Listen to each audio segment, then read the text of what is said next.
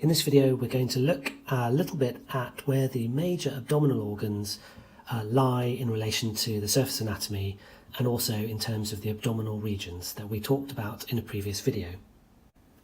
This is a picture of an abdomen divided up into 9 regions. In a previous video I go through what these regions are called. We're just going to look at where some of the major abdominal organs lie in relation to these regions.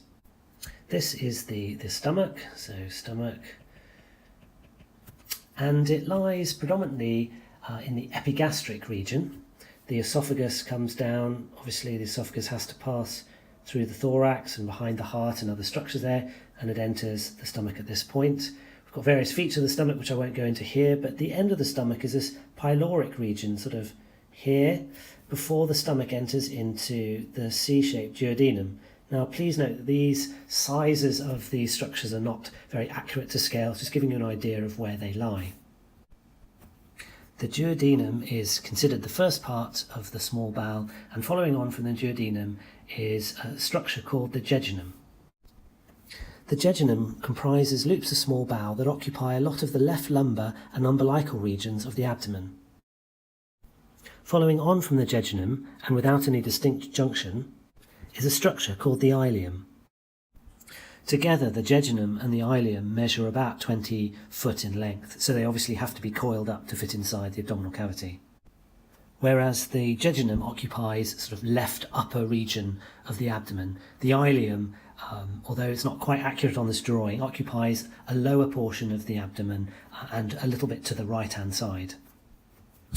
The ileum actually extends a little bit down into the pelvis and really terminates in the right inguinal region around here, so around this area here.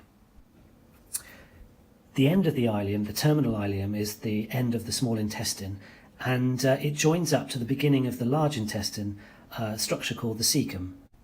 The cecum has a much wider diameter than the terminal ileum and is where the appendix arises, so a badly drawn appendix there. Following on from the cecum and the large bowel, we have the ascending colon. This structure rises up from the right inguinal region and goes into the right lumbar region before it reaches the top of its course and transitions into a structure called the transverse colon, which goes transversely across the abdomen. Following on from the transverse colon, we have the descending colon, which does, as its name suggests, descend back down towards this area here. The descending colon then goes into a structure called the sigmoid colon, which has a sigmoidal shape and actually comes towards the midline entering the pelvis. The rectum follows the sigmoid colon, and we can't really draw that on this diagram. In terms of the gut tube structures in the abdomen, that's really, we've kind of come to the end of the course, but of course there are other structures that are very, very important in terms of the digestive system that we haven't drawn on this diagram. The largest of these structures is the liver. The liver occupies the upper part of the abdominal cavity.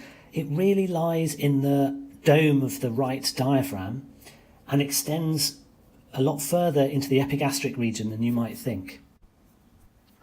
A lot of the liver is protected by the ribs and costal cartilages on the right hand side, but as you can see it's exposed in the epigastric region of the abdomen.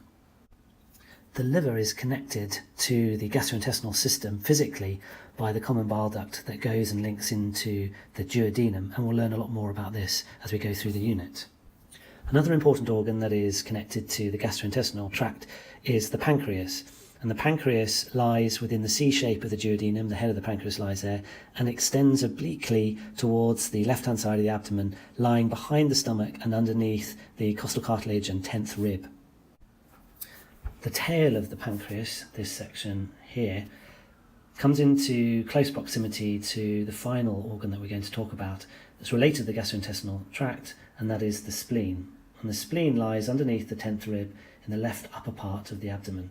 It's very posterior, and this diagram really doesn't describe at all where the spleen is or give you any idea of its size, but that's a rough approximation of where the spleen lies.